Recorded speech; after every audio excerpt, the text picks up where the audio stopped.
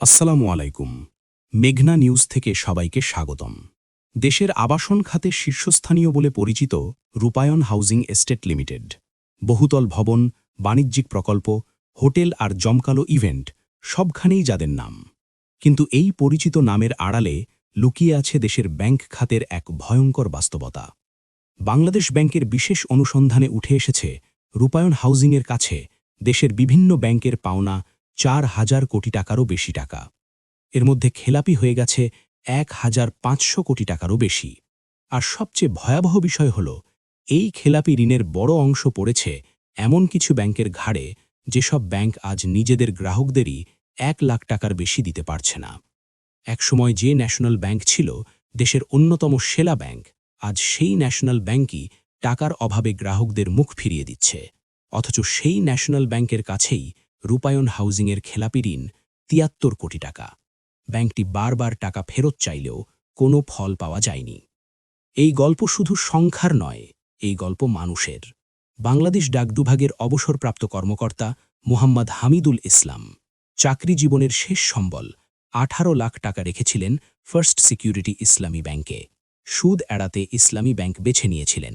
কিন্তু ২০২৫ সালে নিজের ছোট মেয়ের বিয়ের খরচের জন্য টাকা তুলতে গিয়ে তিনি পান মাত্র ৩০,০০০ টাকা। একজন মানুষের জীবনের শেষ নিরাপত্তা যখন এইভাবে ভেঙে পড়ে, তখন প্রশ্নটা আর কেবল ব্যাংকের থাকে না, এটা রাষ্ট্রের উপর মানুষের বিশ্বাসের প্রশ্ন হয়ে দাঁড়ায়। ফার্স্ট সিকিউরিটি ইসলামী ব্যাংকের একজন সাবেক শীর্ষ কর্মকর্তা জানান, রূপায়ণ হাউজিং যদি তাদের খেলাপি ঋণ শোধ করত, তাহলে এমন অসংখ্য গ্রাহক আজ চিকিৎসা, সংসার খরচ কিংবা সন্তানের পড়াশোনার জন্য নিজেদের টাকা পেতেন।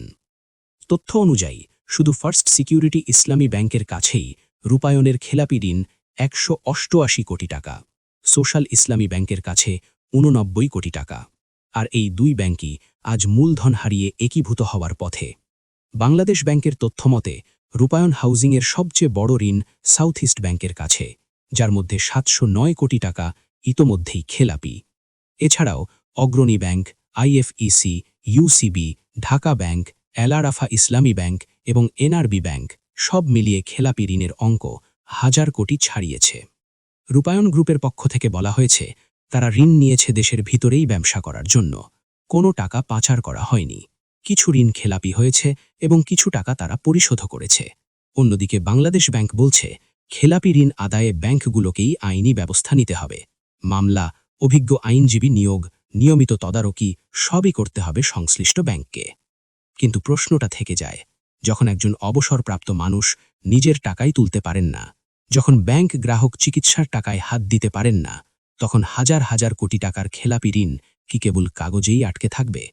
ব্যাংক খাতে এই দায় কে নেবে? আর সাধারণ মানুষের বিশ্বাস ফিরবে কিভাবে?